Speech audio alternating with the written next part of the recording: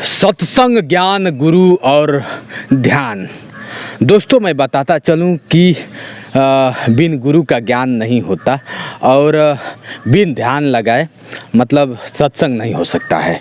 आप समझ रहे हैं, मैं हूँ इस वक्त मल्हारी यानी कि उदासीन, आप समझ सकते हैं उदासीन अखाड़ा है। अखाड़े में लोग बताते थे अंग्रेज़ों के ज़माने का, आप देख सकते हैं ये अंग्रेज़ों का ज़माने का बनाया गया था।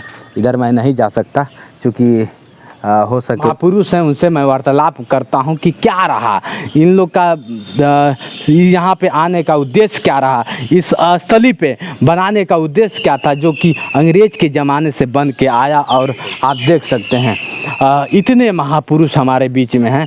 जो लोग कहते हैं कि पहले के ऋषि हुआ करते थे, आज के महापुरुष हैं, लेकिन कहीं ना कहीं सब कुछ त्याग देना, कौन त्यागना चाहता है?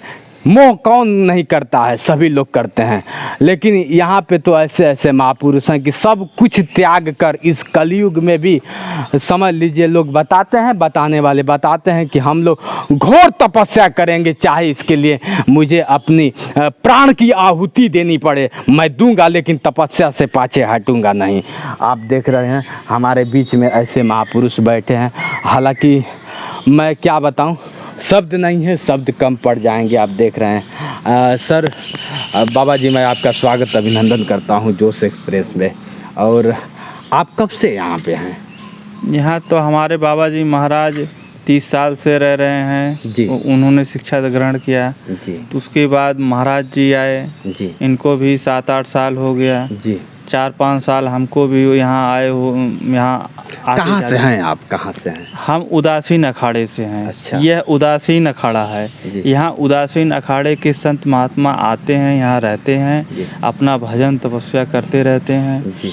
शरीर का अंत जिस समय होता है तो शरीर छोड़कर चले भी जाते हैं। कई महात्मा शरीर छोड़ के चले जाने का मतलब क्या है? लोग समझते हैं या तो मृत्यु लोग चले जाएं या फिर यहाँ से चले जाएं, क्या मतलब है? ये आत्मा जो है अनंत है, अविनाशी है। अच्छा। अजर है, अमर है। आत्मा को क्या मानते हैं सर आपकी गुरुदेव की? आत्मा मरती है या फिर नहीं मरती? नहीं, क्या आत्मा नहीं मरती है। अरे ये नहीं, आत्मा नहीं मरती, वो केवल त्याग करता है। अच्छा। शरीर का त्याग करता है। शरीर त्याग कर देगा, लोग उसको कहेंगे ये व्यक्ति मर गया है। तो कहने का मतलब आत्मा नहीं मरा है, आत्मा तो अजर है, अमर है। इस दुनिया को छोड़कर कोई और अपना दुनिया में चला जाएगा। आत्मा अनंत पथगामी है। ये ब्रह्मांड अनंत है, उसमें आत्मा जो है अनंत यात्री है, वो चलता रहेगा। कभी इस धरा पे आ गया, कभी अन्य धरा पे चला गया। हालांकि हमारा विज्ञान भी पता लगाने में अभी सक्षम नहीं हुआ है कि ये ब्रह्मांड कितना है। अरे नहीं। अच्छा, इसको कौन साबित करेगा? आप देख रहे हैं बाबा, आप भी तपस्या, आप कब से मतलब तपस्या कर रहे हैं? कितनी उम्र से, आयु से कब से? हमारा उम्र था 13.5 वर्ष। उस समय से मैं इस मतलब उदासीन अखाड़े में संत के शरण में आ गया हूँ।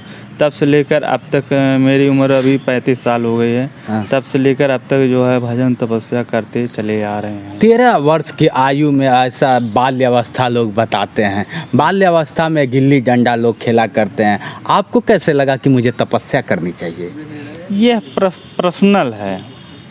मन, आत्मा, अध्यात्म की तरफ जो उसका मन रम जाता है तो संसार उसे नहीं दिखाई देता है। संसार में वो रहते हुए भी अपने आप को अलग रखेगा, क्योंकि उस संसार में उसको अपना नहीं वर्चस्व स्थापित करना है। अपना तो अध्यात्म में है, भक्ति में है, संत महात्माओं की शरण में है, सत्संगत में है, जिसका जीवन यापन हो जाए अच्छा रहेगा धर्म के लिए। गुरु जी, आप आज 35 वर्ष के हो गए, आप देख सकते हैं इनका रूप रेखा आप जो देख रहे हैं, दूर से इनका पूरा रूप रेखा आप दिखाएंगे कि जो मतलब तपस्या में लीन होकर वस्त्रहीन, वस्त्र एक लोग कहते हैं कि आज बहुत कलयुग, घोर कलयुग चल रहा है बाबा।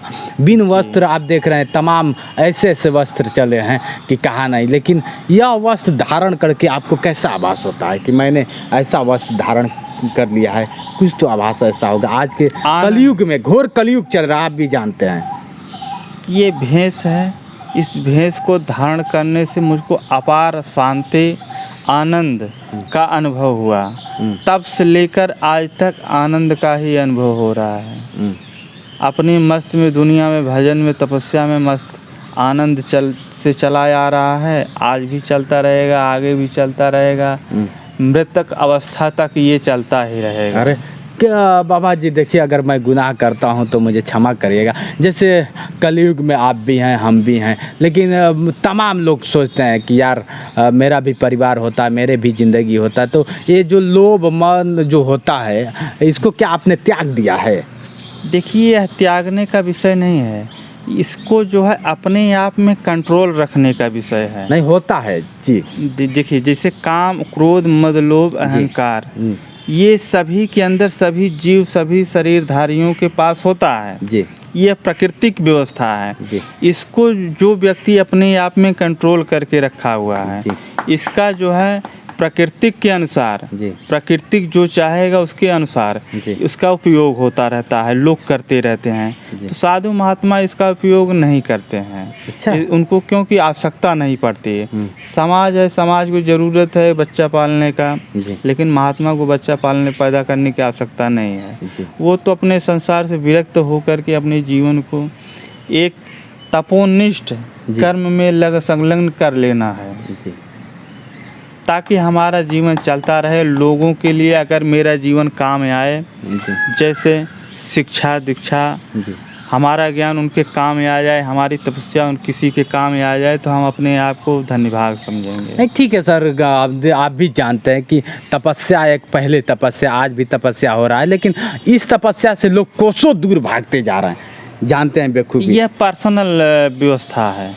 मनुष्य का मन पर्सनल होता है। लोगों के अंदर उसकी आस्था किसी एक ने क्या कर्म कर दिया, जैसे नाना प्रकार के ऐसे साधु भेषधारी हुए हैं जो उनके कर्म निंदनीय रहे हैं, किसी कारण बस वो फंस गए, या लोगों के द्वारा या सही या गलत, ये कोई नहीं जानता है सही है या गलत है जी। लेकिन देखने में लोगों को यही आया कि ये व्यक्ति गलत है, ये साधु गलत है, तो उसको जोड़ करके अन्य साधुओं को भी देखते हैं। तो यही व्यवस्था उनके मन में है कि एक ऐसा यह कर्म निंदनीय कर दिया है, तो हो सकता है अगला भी हो।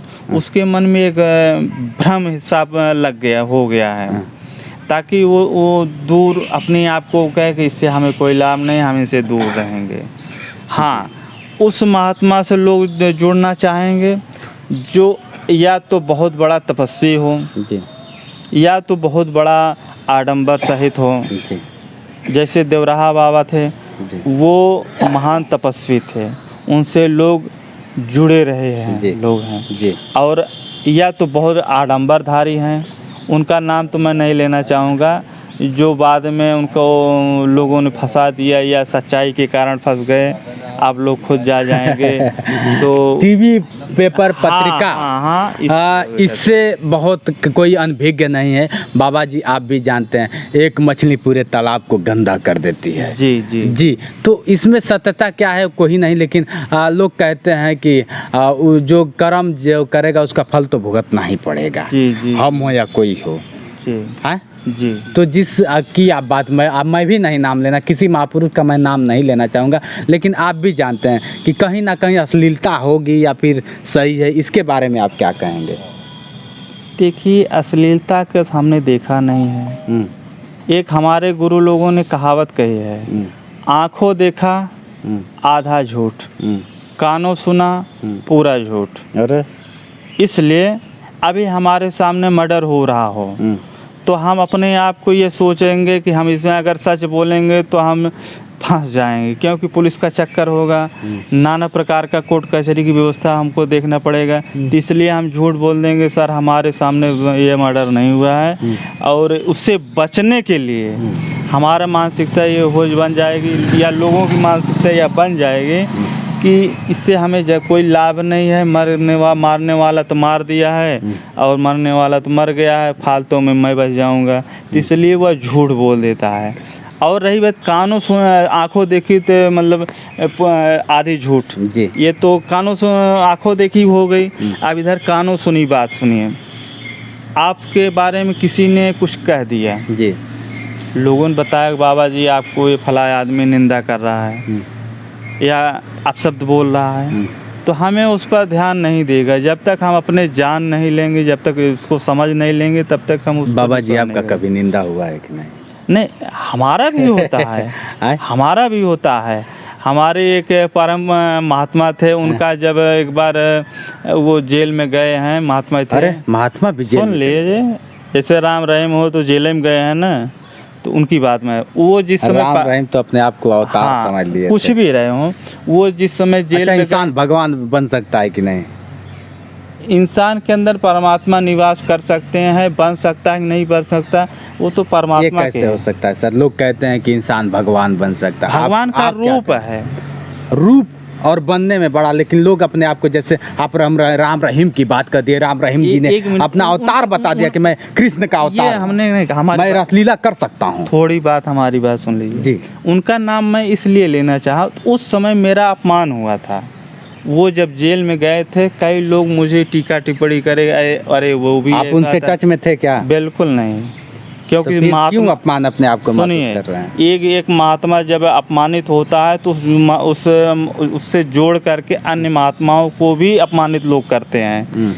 जो धन और बल में थोड़ा नामित होता है, उसका बदनाम होता है। आपको नहीं लगता कि मेरे पास भी धन बल होता? इसकी हमें आवश्यकता नहीं है। क्यों? क्योंकि हमारे पास गुरु की कृपा है, उनके आशीर्वाद से हमारा दिमाग जीवन- में सर कभी नहीं देखे कलयुग है, चल नहीं, ऐसा नहीं लगता है कि मुझे भी शादी विवाह करके जीवन नहीं, ऐसा भी नहीं लगता मुझे। हाँ। क्योंकि मैं इसको जान करके ही आगे बढ़ा हूँ। अच्छा। हाँ, अच्छा, आपके भाई बहन या फिर ऐसे कुछ? ये तो मेरे लोग, मेरे भाई बहन भी हैं, अच्छा, ऐसी बात नहीं कहाँ है। के रहने वाले हैं आप? हम यहाँ से एक जौनपुर जिला के रहने वाले हैं। यहाँ से 8 किलोमीटर दूर एक ईश्वरपुर गांव है। अच्छा। वहाँ का वो हमारी जन्म स्थली है। अच्छा, माता पिता हैं कि नहीं आपके? माता पिता हैं, भाई हैं। जाते हैं कि नहीं मिलने के लिए?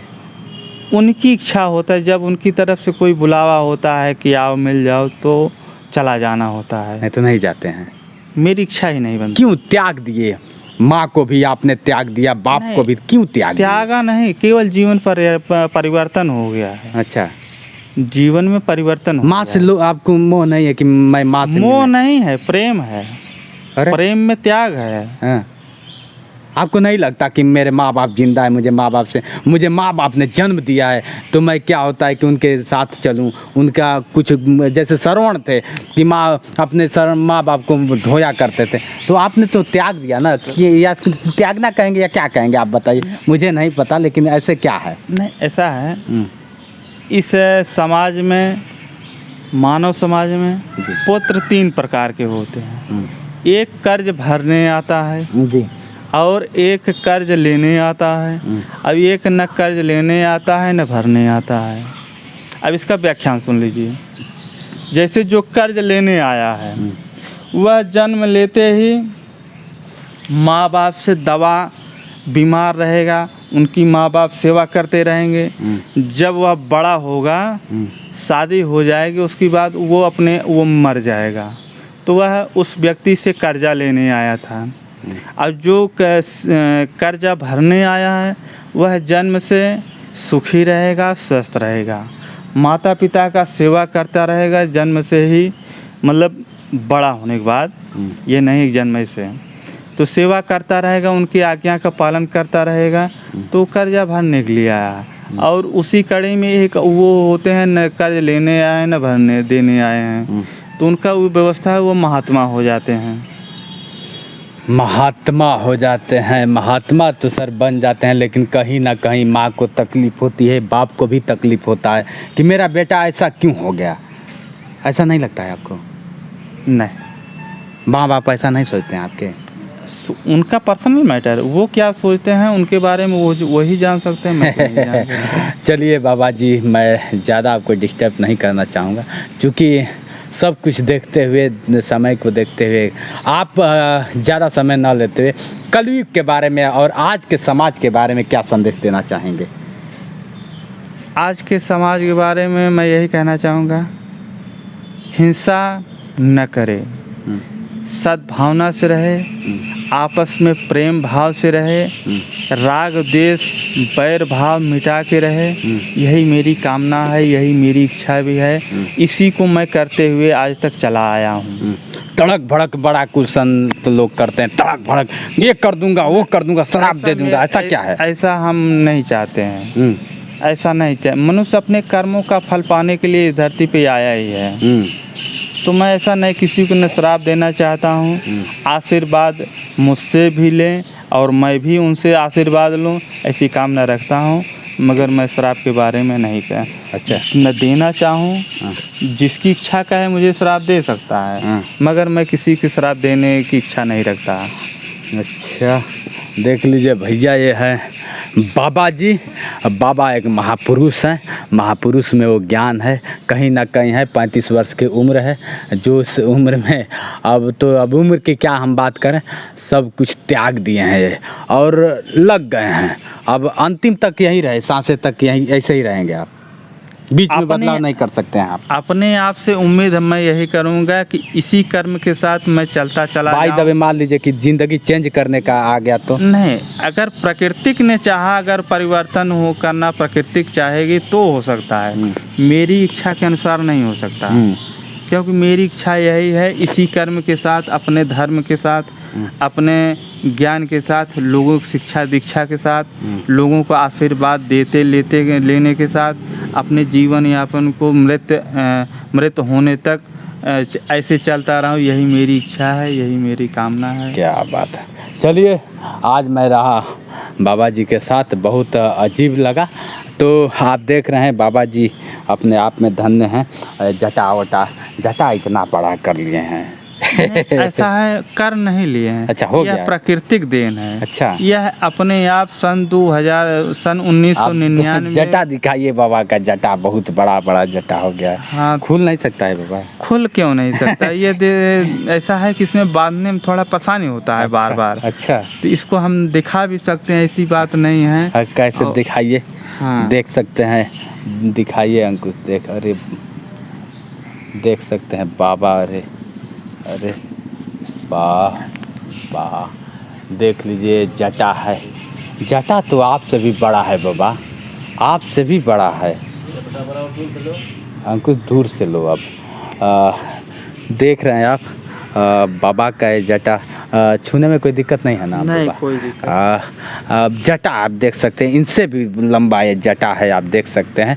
जटा यही कभी भोलेनाथ जब ऐसे जटा निकाल देते थे तो अरे बाप रे बाप, त्राहिमाम होने लगता था। ऐसा तो नहीं कि मतलब भोलेनाथ का आप में भी वो चीज़ है? भक्त तो उन्हीं का हूँ। अच्छा, भक्ति भी उन्हीं का करता हूँ। अरे वाह। वो तो मैं नहीं हो सकता, लेकिन उनके ही ध्यान में, अरे उनके ही जाप में, तप में जो भी मुझसे हो सकता है उसको मैं करते रहता हूँ।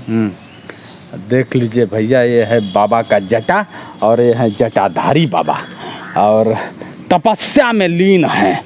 कुछ भी हो जाएगा, मैंने प्रण लिया है, तपस्या करते रहेंगे, चाहे इसके लिए मुझे काहे नहीं अपने प्राण की आहुति देना पड़े। क्या बाबा जी?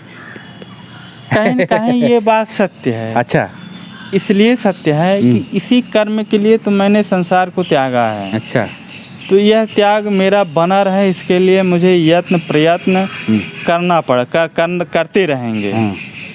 चाहे किसी भी अवस्था में रहेंगे, इसको हमको करना है। धर्म के अनुसार इसको करते रहना है, हमेशा करते रहेंगे। जब तक मृत नहीं हो जाएंगे तब तक करते रहेंगे। बाप रे, कितना फीट होगा आपका मतलब ये जटा? कितने फीट? हमने कभी इसका नाप जोख नहीं किया, तभी 7-8 फीट तक का हो ही गया होगा। हमें तो लग रहा है कि जौनपुर में पहले ही आप बाबा हैं कि जिनका जटा 8 फीट है। बड़ा कम देखने को मिलता है। जटाधारी महात्मा वैसे कम हैं भी, है ना? नई उम्र में नहीं है, पुराने उम्र में तो कुछ लोग थे, लेकिन नए उम्र में आप हैं। जी जी। इसका राज क्या है? राज ये है जी कि छोटी उम्र में महात्मा की शरण में आ गए। अरे 13 वर्ष की उम्र में तभी से संन्यास धारण कर लिया गया। आज वो समय बीतते चला आया है, जटाएं अपनी आप बनती चली आई हैं। पढ़े लिखे शिक्षा दीक्षा हुआ कि नहीं आपका? अधिक तो पढ़े लिखे नहीं हैं, तभी लेकिन फिर भी 7 तक पढ़े हुए हैं, गिनती के 7 तक पढ़े हुए हैं। हिंदी में अपना नाम लिख लेते हैं। अच्छा। लोगों को देखा देखी थोड़ा बहुत इंग्लिश भी पढ़ लेते हैं, लेकिन हिंदी थोड़ा बहुत पढ़ लेते हैं, अधिक नहीं। देख लीजिए, हिंदुस्तान ऐसे ही नई हिंदुस्तान कहा जाता है। कहीं ना कहीं ऐसे महापुरुष ऋषि लोग आए जो कि हमारे इस हिंदुस्तान को हमेशा अव्वल रखने के लिए यज्ञ किए, तपस्या किए। ऐसे महापुरुष हमारे बीच में रहे। मैं चाहूँगा कि आप लोग भी ऐसे ही तमाम महापुरुषों से आशीर्वाद लेते रहें और बने रहें। और होता है, जब लोग कहते हैं कि तपस्या करना होता है तो जंगल में भी तपस्या किया जा सकता है। ज़रूरी नहीं है कि हम घर पे तपस्या करें, क्या? नहीं, देखिए, घर पर भी कर सकते हैं, जंगल में भी कर सकते हैं, शमशान में भी कर सकते हैं, अरे आश्रम में भी शमशान में बाबा जी, मैं आपके बात को रोकना चाहूँगा, क्षमा भी चाहूँगा। शमशान में अक्सर लोग कहते हैं कि अघोरी लोग जाते हैं और जैसे लोग बताते हैं कि जिंदा लाश हो या फिर लाश को ही खा जाते हैं। इसमें सत्यता क्या है? देखिए, खाने पीने वाले की बात मैं नहीं कहूँगा, क्योंकि उसमें हमारी कोई रुचि नहीं है। अच्छा। एक अवघड़ वो भी होता है जो सात्विक विचारों के साथ कर्म करते हुए चला जा रहा है। जी जी जी, उसको मैं मानता हूँ। जी। जो मांस मदिरा अगड़म झगड़म करते हैं उनमें आप कभी लिए हैं कि नहीं? नहीं, ऐसा मेरी कोई रुचि है, नहीं करने की ऐसा कोई मनसा है। अच्छा। वो सब मैं नहीं कर सकता। मैं सात्विक महात्मा हूँ। अरे, सात्विक ढंग से अपने जीवन यापन करते चला जा रहा हूँ। हाँ, अघोर में कुछ ऐसे कर्म हैं, कुछ ऐसी बाणें हैं जिससे मैं सहमत हूँ। जैसे अघोर शब्द का अर्थ ये है जो घोर न हो, वो अघोर है। अघोर एक जन्म लेने वाला बालक अघोर की ही अवस्था में रहता है। उसे यह पता नहीं है कि हम कैसे हैं, क्या हैं, अच्छे से हैं या बुरे से हैं, गंदे में हैं या स्वच्छ कपड़ों में हैं। उससे उनका कोई लेना देना नहीं होता है। वो जिस अवस्था में रहें, दूसरे उनके लिए दूसरा कर देगा कि माँ है उसकी जो है सेवा करती रहती है। जी जी। गंदा अभी लैट्रिन कर दिया है जी, तो वो जो है उसको माँ साफ कर देगी, दूसरे लोग साफ कर देंगे। अघोर की अवस्था भी ऐसी रहती है लगभग। जी, अघोर की अवस्था भी ऐसी है। वह सहज और सरल तरीका से रह रहा है। जी, उसी का नाम एक अघोर है। अघोर शब्द का अर्थ एक ये भी है, और भी है जिसको मैं नहीं जान रहा हूँ। मैं तो उदासीन अखाड़े का, अघोर अखाड़े से नहीं हूँ। तो हम अपने भगवान श्रीचंद आचार्य को मानते हैं, हम उनकी कार्य प्रणाली को मानते हैं, पूजा पद्धति को मानते हैं, उनके कर्म को मानते हैं, उन्हीं के कर्म पे पद चिन्हों पे चलते चले आ रहे हैं आज तक। उन्हीं अखाड़े से ये है श्री पंचायती अखाड़ा बड़ा उदासीन निर्माण, मलनी जर्रों पक्का पोखरा राम जानकी मंदिर, हलहरी बाबा जोगी बाबा की कुटिया है। यहाँ के महंत श्री राजा रामदास हैं, भंडारी महंत श्री त्रिभुवन दास जी महाराज है, कोठारी महंत श्री श्यामदास जी महाराज हैं। जी जी। और उन्हीं कड़ी में निर्वाण भोला मुनि उदासीन मेरा नाम है। अच्छा। तो भाई इस तरीके से तो भाई सभी का नाम परिचय हो गया है। और हमारे उदासीन क्यों, ऐसा नहीं लगता है? उदासीन क्यों? उदासीन आदि से है। अरे, आदि पुरुष महादेव थे, उन्हीं के कार्य प्रणाली पे चलाया रहा है। अच्छा। सनक सनंदन सनातन संत कुमार हुए हैं उदासीन उन्हीं से ये चलता चला आ रहा है। उदासीन का अर्थ है उत धन आसीन। उत मतलब उस पार ब्रह्म का एक नाम है। उस पार ब्रह्म में जो आसीन रहता है, जो उनके ध्यान में रहता है, उन्हें उदासीन कहा गया है। हमारे उदासीन सनक सनंदन सनातन संत कुमार थे। प्रथम नए वो भगवान शिव के बाद हुए हैं। तो वो लोग इस कार्य प्रणाली, नियम और एक नाम में आस्था रखते हुए चले आए हैं। तो उन्हीं के पद चिन्हों पे हमारे ऋषि महर्षि परशुराम, विश्वामित्र ऋषि, वशिष्ठ, ऐसे महान पुरुष, पिपलाद ऋषि, ऐसे कई महात्मा जो युग दर युग चलते चले आ रहे हैं। जी। तो हमारे इस कलयुग में भी भगवान श्री चंद्र का जन्म हुआ है। उनके पिताश्री थे श्री गुरु नानक जी महाराज, उनके 2 पुत्र थे, लक्ष्मी चंद्र जी महाराज और श्री चंद्र जी महाराज। ये उदासीनता ही उनको प्रिय रही है, उसी को संप्रदाय को वो आगे बढ़ाते हुए जनमानस में इसका उद्धार करते हुए इसी नाम को, इसी संस्था, इसी व्यवस्था को आगे उन्होंने बढ़ाया है। तो उसी से हम लोग भी, हमारे उदासीन अखाड़े से हम लोग भी जुड़े हुए हैं। उन्हीं के उदासीन डाल दिए। इसीलिए उस उदासीन अच्छा, शुद्ध कर्म नाम को- क्या, पहले बचपन में क्या नाम था, क्या था? मेरा शुद्ध बचपन का नाम था, माता पिता का दिया हुआ रामू। रामू। यस। और हमारे गुरु महाराज का दिया हुआ नाम था श्री निर्वाण भोला मुनि उदासीन। ये हमारे गुरु महाराज का दिया हुआ नाम है। इसी नाम से मैं प्रचलित हूँ। लोग भोले बाबा करके मुझे अधिक लोग जानते हैं, भोला मुनि करके अधिक लोग जानते हैं। भैया रहा, मैं आज देख रहे हैं बचपन का नाम रामू, लेकिन आज बन गए जटाधारी भोला जी, भोला मुनि उदासीन जी। इनके बीच में रहा, अच्छा लगा। और आप ऐसे ही बने रहिए हमारे वीडियो के साथ। मैं हूं जितेंद्र दिव्यांग और आप देख रहे हैं मेरा यूट्यूब चैनल जोश एक्सप्रेस। आपने अपना समय कीमती दिया है, महापुरुष हैं आप। आपके चरणों में फिर से नतमस्तक मैं होता हूं और मैं चाहूँगा कि अगर गलती हो तो कोई क्षमा करिएगा, क्योंकि हमारे दर्शक देख रहे हैं। मैंने बहुत काफ़ी आपका समय ले लिया, तो आज के लिए बस इतना ही। आप बने रहें मेरे वीडियो के साथ। मैं हूँ जितेंद्र दिव्यांग और आप देख रहे हैं मेरा यूट्यूब चैनल जोश एक्सप्रेस। नमस्कार दोस्तों, अच्छा लगा सर।